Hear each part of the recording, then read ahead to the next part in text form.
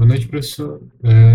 Com a gravação, que eu demonstro aqui primeiro um pouco dos conceitos que foram utilizados para trabalhar em cima da questão que foi proposta, depois mostrar o funcionamento dela.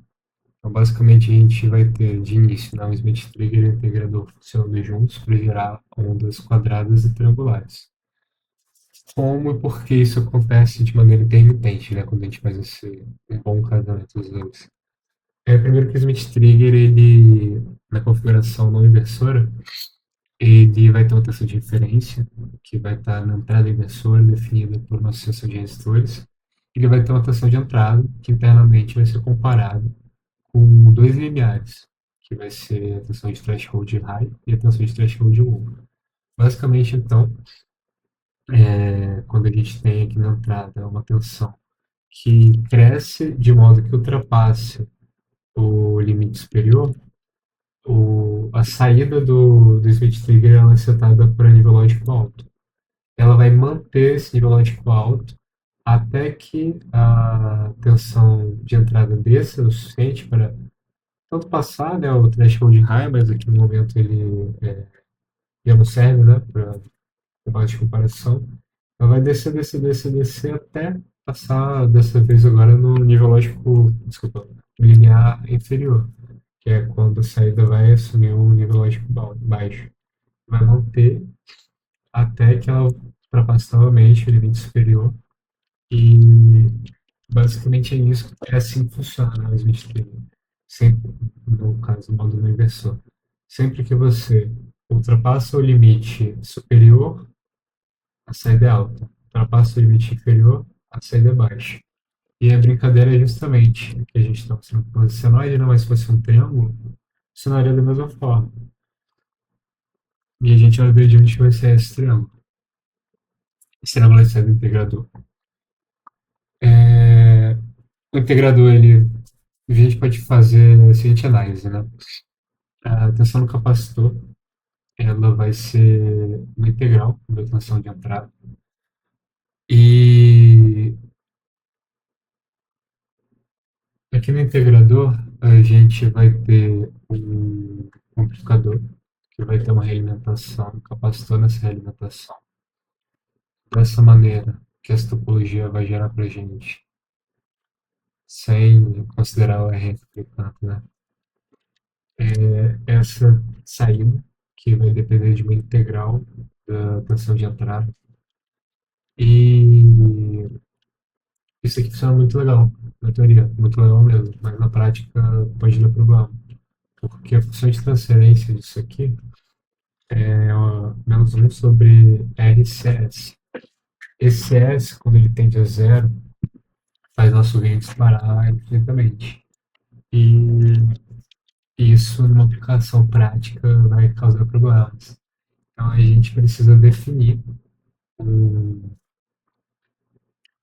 um resistor RF que justamente serve para dar um ganho finito para essa topologia. E não pode ser qualquer RF, porque esse resistor também pode interferir no funcionamento do circuito. Então, a ideia é que a gente escolha né, um resistor RF que fique bem longe da nossa região de operação para que seus efeitos não sejam sentidos aí pelo circuito.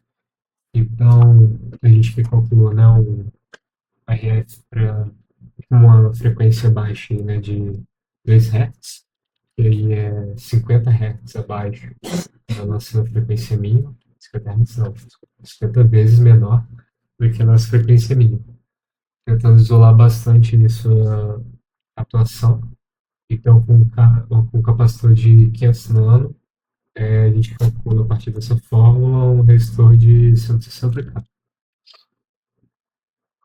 Além disso, né, falar aqui né, dos outros valores, foram definidos os valores de threshold high-low para 6 volts e esse aqui a gente já vai comentar para 12 volts.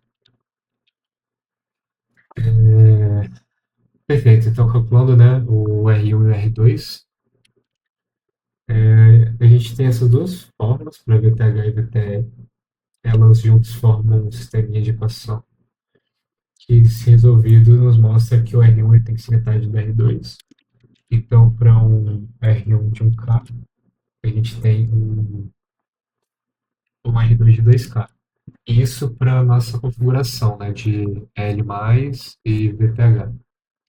Por que eu escolhi esse VTH? Já adiantando um ponto aqui importante, né? Esse VTH, ele vai ser a amplitude da nossa onda triangular. E ela é justamente compatível com a questão 4 da lista 2 que a gente tinha feito.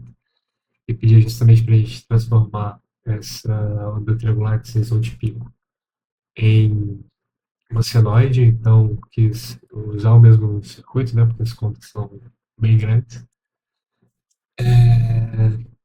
E esse mais a amplitude da onda quadrada, a gente vai estar colocando um clipper na saída do Smith Trigger. A gente já vai abordar, só estou entrando no detalhe aqui dos valores, né, porque eles aparecem nas formas. Mas enfim, R1 e R2 calculados. Agora a gente vai calcular o RC do integrador, né, que vai dar justamente a constante de tempo, né, de carga e descarga para o nosso capacitor. A gente sabe que a gente precisa aqui, né, por exemplo, de um período 1 equivalente a 100 Hz. Então, para esse caso, esse período vai ser 1 sobre 100, né? E com capacitor de 500 nano, dentro dessa fórmula, a gente vai obter que a gente precisa de um resistor de 10K. Quando esse período for dividido por 10, já que ele tem uma relação linear, né, com a resistência, a gente pode imaginar que, quando ele for dividido por 10, o nosso resistor também vai ser dividido por 10. Então, para quando a gente quiser atender a um período de 1 sobre 1000, a gente vai estar usando um resistor aí de 1K, que basicamente resolve, né, o que a questão nos pede em termos de resistência controlável. A gente só precisa ter, então, uma resistência por RC que varia entre 1K e 10K. E agora o conformador de onda, né, que eu já dei esse spoiler. A gente tem esse lindo balé aqui de ondas quadradas e ondas triangulares, só que a gente também precisa gerar uma senoide. Então, a partir da onda triangular, a gente vai passar ela pelo conformador de onda. Mais uma vez, eu optei por ter uma onda triangular de 6 volts para poder só reutilizar o conformador, caso assim, eu queira ou matar a saudade, né, da minha questão 4 da lista 2. Vou colocar aqui rapidinho também, para eu mesmo não tomar um susto. Bastante cálculo. Ou se eu quiser também comparar ver algum detalhe, para deixar aqui no frame só. Mas basicamente o funcionamento desse conformador de onda, a gente tem um pulso triangular rolando aqui solto e a gente delimita 3 pontos de quebra dessa reta, né? Para que ela seja cada vez mais atenuada, passando por esses pontos, e aos poucos a gente veja essa onda, desculpa, esse sinal linear se transformar em algo que é linear no início, e vai amortecendo, aí vira uma senoide, porque o outro lado vai estar espelhado, e aí, enfim, vai ter o subscrito negativo e virou uma senoide linda, maravilhosa. Como que isso funciona?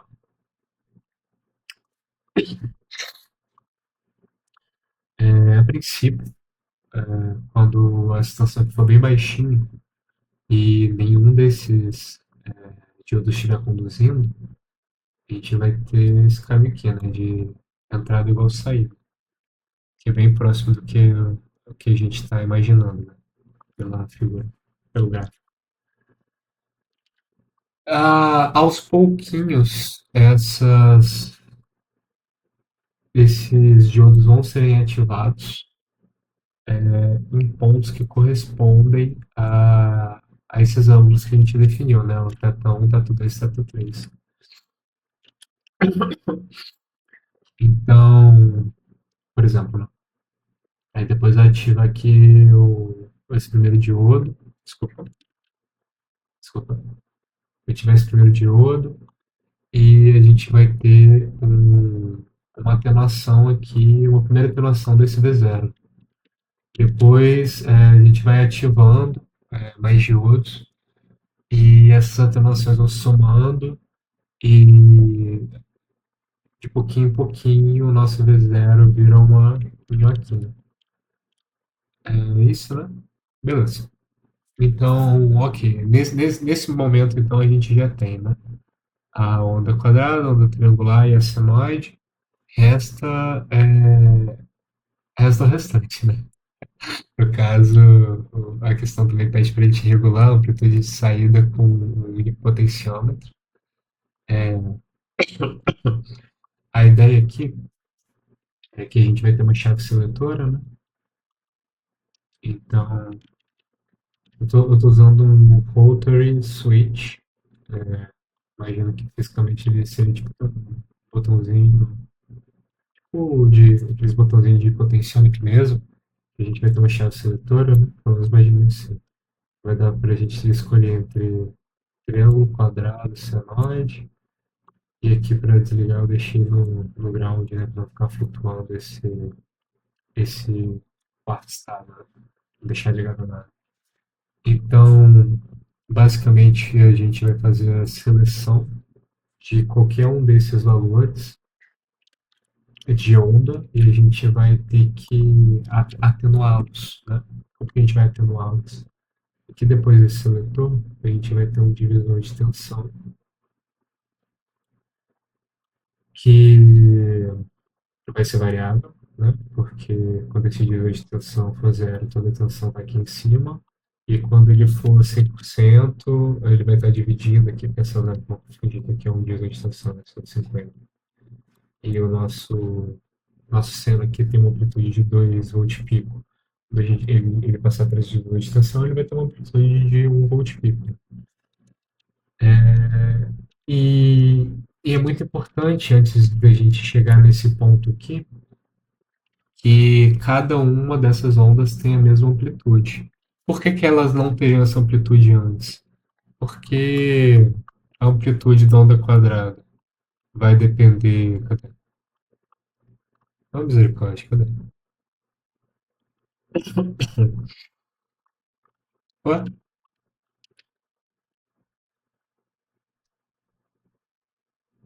Ah, tá. Desculpa. Veja. A amplitude da onda quadrada vai depender do nosso L e a amplitude da nossa. Vou mostrar ali no circuito, vai ser mais fácil, né? E a amplitude do nosso triângulo vai depender dos valores de VTH. E a amplitude da nossa tensão senoidal, ela vai depender do triângulo. Então a gente não consegue, né, que elas sejam geradas naturalmente com a mesma amplitude. Por isso que aqui, né, a gente está vendo, né, na triangular a gente tinha 6 volt pico, na quadrada a gente tinha os 12 volt pico, e a nossa senoide ela foi gerada aí, né, com 3,6, então a gente precisava justamente conformar todas elas, né, para terem esse 3,6. É, então aqui, né, a gente achou uma razão para transformar esses 12 volts em 3,6 e montou o divisor de extensão. Da mesma maneira, para a onda triangular, né, acima de segredo. E esse daqui da senoide, que pega dessa amplitude de 3,6, que agora é comum para todos, e joga para um, é justamente esse divisor de extensão que a gente tem aqui. E aí, finalmente, a gente vai poder amplificar aqui, né? Botar um amplificador. E aí, a gente vai poder ter um amplificador fixo, no caso, eu efetivamente usei um volt, né? De pico aqui na parte anterior do amplificador. Nosso amplificador tem um ganho de 12x, então sai aqui uma onda com. Que antes era um VP, aqui agora é 12 VP. E justamente o amplificador é o próximo passo que a gente vai ver, né? Porque, de novo, essas ondas aqui, elas chegam com a mesma amplitude, só que, primeiro que elas não conseguem atender a nossa carga. Vamos colocar que a gente, né, conseguisse gerar elas todas com valores muito superiores, né? Por exemplo, 36 ou de pico, 120, 60. Mesmo se a gente conseguisse aqui nesse estágio jogar todo mundo para 2 volts de pico igual, a gente ainda não conseguiria alimentar nossa carga. A gente não tem um circuito de potência, né? Foi até a dica que o senhor deu. Então, basicamente a gente precisa de um amplificador para isso. Como que a gente fez nosso amplificador? Eu usei um, eu usei um Ampiop. Esse Ampiop, ele foi colocado nessa topologia de amplificador não inversor. Esse amplificador não inversor, ele segue essa forma, de pegar esse RF, dividir pelo R1, pelo R, né? Somar um e dar o nosso ganho. Então a gente que fez o processo meio que inverso, né? A gente sabia o nosso ganho, e então o RF sobre R tinha que ser 11. Então escolhi, né? Já que tem que ser 11, eu vou botar 11 sobre 1, vai dar tudo certo. E foi o que foi feito, né? Que a gente tem um amplificador que vem de 12. E esse amplificador ele também pode virar um buffer. Por que um buffer? Porque ele vai ter uma impedância de entrada muito, muito, muito alta, uma impedância de saída muito, muito, muito baixa. E a ideia aqui é a gente isolar os nossos circuitos. Porque, por exemplo, esse circuito aqui que eu falei, né, do divisor de tensão, esse primeiro divisor de tensão, quando eu tentei conectar nesse segundo divisor de tensão, sem usar um buffer, essas resistências interagiam de tal modo que é como se fosse realmente um circuito concatenado. É como se essa outra resistência aparecesse em paralelo aqui, né? Ela também está ligada no GND. Então, mudava o divisor de tensão, a amplitude aqui é porque não aconteceu exatamente com o seno, né? Mas com o quadrado, com o triângulo. Mudava essa amplitude, que era de 1 volt pico para tipo 850 milivolts. Aí eu ficava maluco, aí eu corrigia o ganho. E aí eu ficava nessa, tipo assim, pô, por que eu tô corrigindo o ganho se eu calculei o valor certo, né? Que aí, enfim, vem essa questão do necessidade de ter um buffer entre esse estágio e esse estágio. Já falando demais. Moço, pega uma água pra mim, por favor? Mo... Sim, pega uma água pra mim, por favor? Obrigado. Tá. Então, a questão do buffer é por isso, né? Por isso que a gente precisa de um buffer. Ele é como se ele fosse um amplificador, só que o RF é igual a zero. Cadê? Perdi. O RF é igual a zero e esse R, obrigado, esse R é infinito.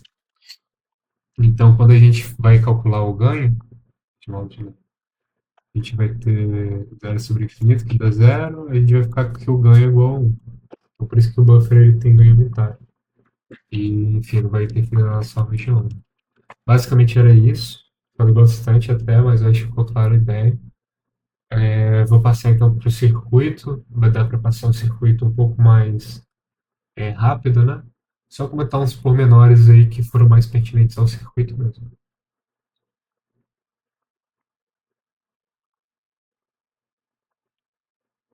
Não sei se está gravando, vou parar por aqui, só para conferir.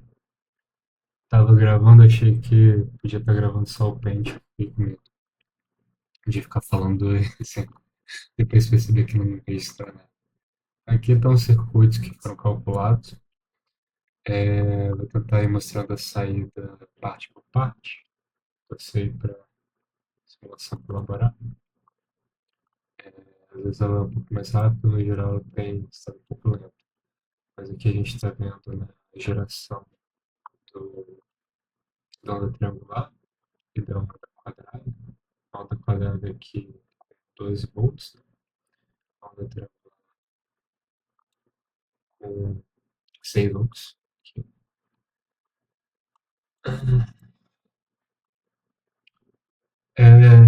Desse circuito aqui a gente está pegando o V. Ah tá, eu não comentei do Clipper, né? Mas basicamente o que eu tenho aqui é um Zener com polarização reversa de 11,3 mais ou menos, uma polarização direta de 0,7.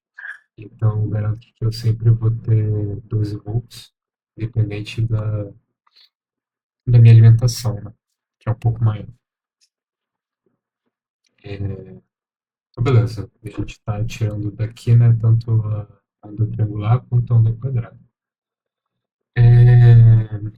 E aí a gente já passa elas por um buffer, né? Aqui embaixo a gente tem uma fazendinha de buffers. A gente vai pegar a onda quadrada, onda triangular, quadrado buffer, triangular buffer. O que acontece com a triangular buffer? Ela vem para o nosso conformador de onda. Então,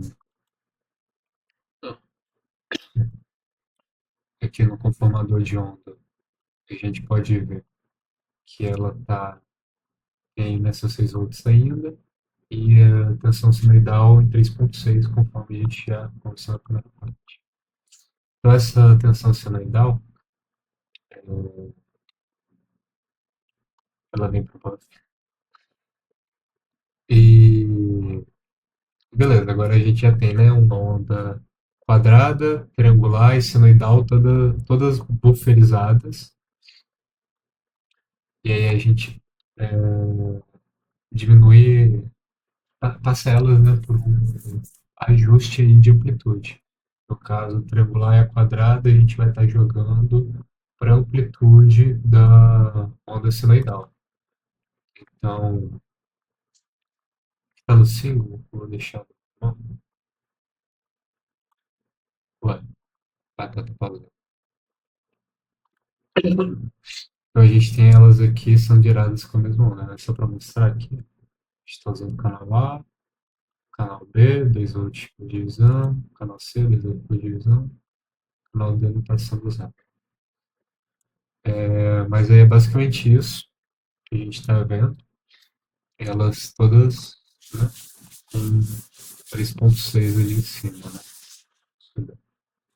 3, né? Mais ou menos isso. Fechar o ponto certinho, fica 3,6, 3,5, 3,6. Aí, 3,6 aqui também. Então é mais ou menos isso que a gente está achando. Agora que elas já estão, né, divididas, a gente passa pelo buffer de novo.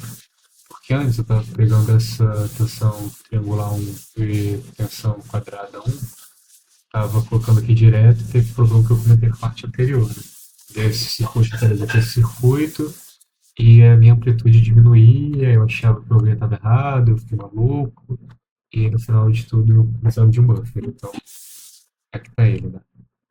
A gente pega finalmente, né, aquela tração quadradão, tração quadradão buffer, triangular, triangular, um buffer.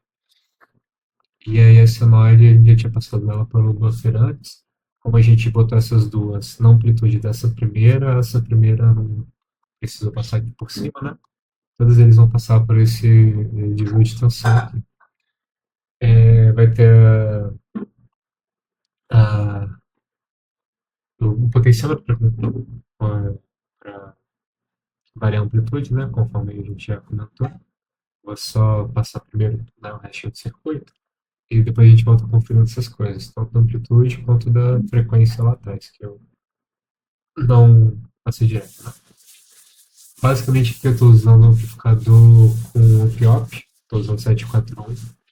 Eu, a princípio, estava fazendo com amplificador diferencial, ficou muito componente, ficou muita coisa, era fonte de corrente em cima, spray de corrente em cima, fonte de corrente embaixo, e enfim, meu bate-barra, meu multisim aqui não tancou.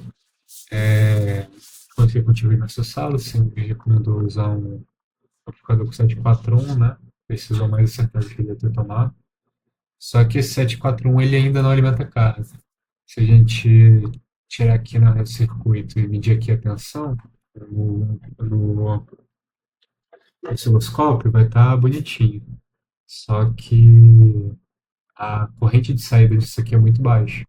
Então, 20 mil, no máximo 25. E aí a nossa carga, a gente vai ver que exige muitos milhas, né? Então, o que eu estou fazendo é passar por um push-pull com Darlington, estou polarizando ele com diodo.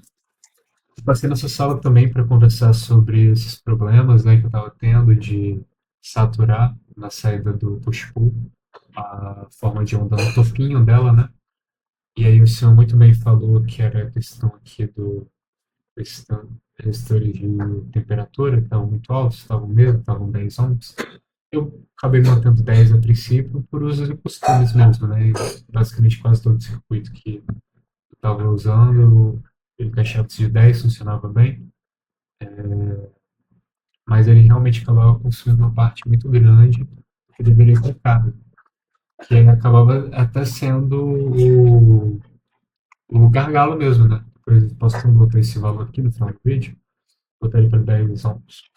Só pela experiência, porque isso aqui é a amplitude de saída máxima, 12 volts, aqui a gente está passando 240 miliamperes. E quando isso aqui era 10 ohms, e passava os 240 miliamperes aqui, ele sozinho já pegava 2,4 volts, deveria ir para a saída. Então, eu estava tentando chegar, né, no 12 volts de saída, mas ele acabava morrendo em 10, que era justamente o valor que a gente estava perdendo, né? Eu também estava polarizando errado o push-pull, porque eu estou usando Darlington, né? Estou usando um diodo só, não dois, para garantir, né? Um VBE para cada. Uma dessa aqui, né? Para cada VBE ficar ligado. Então acabava que eu também perdi um pouco de amplitude, porque parte do sinal acabava indo para ajudar a polarizar o segundo transistor do Darlington. Basicamente foi isso, todos os problemas, graças a Deus, foram resolvidos. É, agora vendo a última. Ai, que bom que deu. Agora ver aqui a última saída, né? Isso que a gente vai estar vendo no triângulo sendo amplificado. Dá o tempo aí para o programa voltar a programar. Tá. Aqui a gente está vendo o triângulo, né? Só para atingir medir as frequências, medir as amplitudes, né? A gente tem 1 volt virando 12. Vou botar aqui na slide.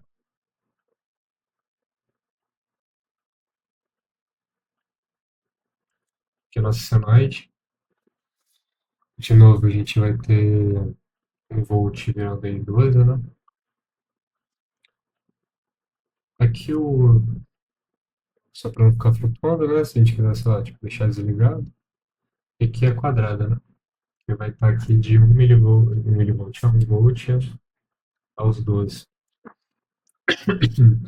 Basicamente é isso. Questão de amplitude, né? A gente pode ver essa amplitude aqui variando. Vou botar nessa.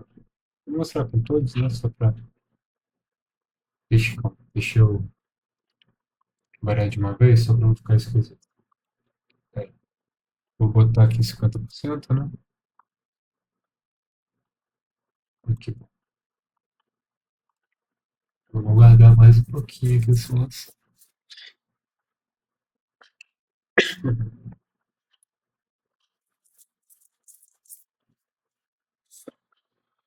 Mas aqui basicamente é para a gente ver mais ou menos metade, né? Então, próximo aí de metadinha aqui, virando metadinha aqui de 2, se a gente forçar um pouco. Não sei se essa redução aqui é. Na minha cabeça é para ser mais linear, né? Passando. Se a gente botar aqui em zero, vai ficar em zero. Se a gente subir aqui para 40, ele já aumenta um pouquinho, né? Vai estar tá pegando esse 480 aqui e vai estar transformando em 5.7. Enfim, a gente pode ir aumentando até o limite. Né? Então, será que apresenta só uma de onda, né? Para não ter dúvida. Quanto é que tá indo?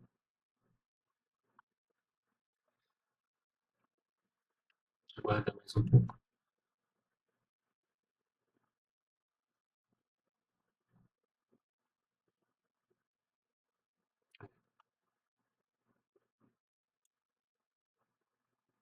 Diminuiu, né? Ele pode diminuir mais. Ah, diminuiu demais. Foi para zero. Tá aqui em 10%, do outro aqui para 100%. E aqui a sinal né, por fim. Ela aí na amplitude máxima. Aí aqui a gente diminuiu para 5%. Aí aqui para 30%. Aí aqui para presente. Ah, medir agora a frequência, né? Vamos deixar aqui 100%.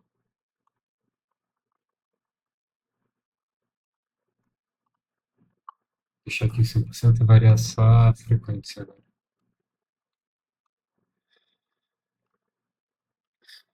Tipo aquele esquema que a gente falou, né? De uma resistência de 1 a 10, a gente vai estar variando aqui. Então, primeiro de tudo, pegar aqui esses dois picos. Aqui.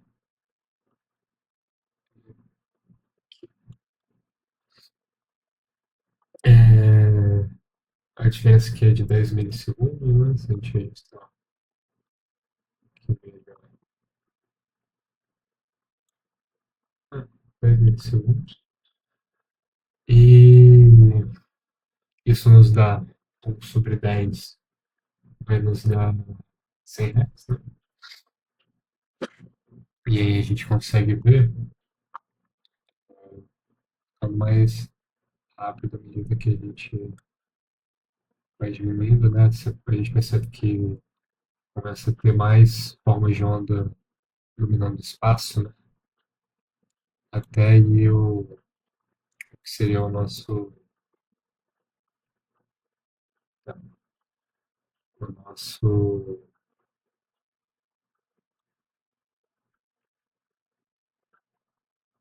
1000 Hz, né? Então, pegando aqui as duas bolinhas aqui no início, né? A diferença aí está próxima aí de 1 milissegundo, e é isso. Aqui a gente está tendo né, o ajuste da frequência. Então a gente passou por tudo, né? Ajuste de frequência, ajuste de amplitude, esse monte de buffer. E a saída? Quando a saída aqui é maior, as ondinhas aqui são melhores, né? Ah, tá. Interessante falar aqui do 10. Isso eu comentei. Mas acho mais interessante pro senhor, acho que seja essa linha pro banco. Mas para mim foi, enfim, bacana só revistar, porque às vezes a gente pega algumas paradas que sempre funcionam, né, e leva como questionável, às vezes traz alguns questionamentos que a gente não estava preparado para lidar, né? Então aqui a gente está vendo que pega um volt virando 10, né? E, enfim, é justamente essa questão que a gente perdia. Se por acaso a gente colocasse sem esses dois, ficava tão mais perfeitinho, né? Então tá botando aqui 100%. Aí eu percebi que fica uma.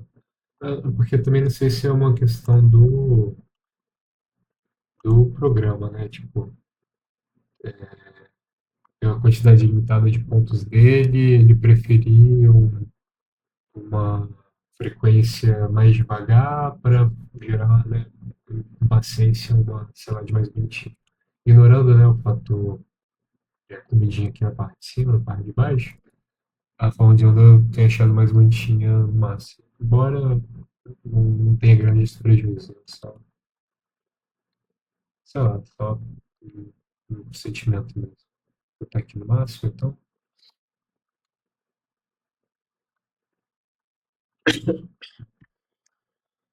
E aqui, teoricamente, era pra gente ver a melhor slide possível, né?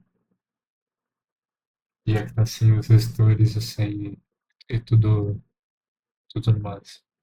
Isso é muita atenuação e uma. Embora essas atenuações sejam só resistivas, né? Então, de novo, não deve causar nenhum prejuízo à onda gerada. Pode ser uma questão aí da forma que trabalha, né? O Multisig com a questão dos pontos finitos, né? E aí, quando você precisa fazer eles mais rápido, às vezes tem menos pontos disponíveis. Talvez você assim carregar, então a gente finaliza esse vídeo que tá ficando longo, mas só pra ver um dia bonitinho.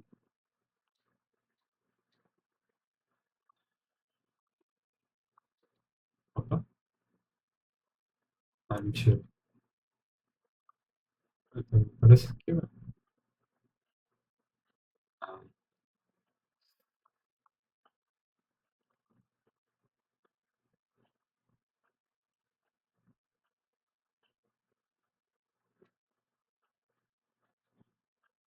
aí já vi que esse 12 volt já vira efetivamente um 12 volts, né?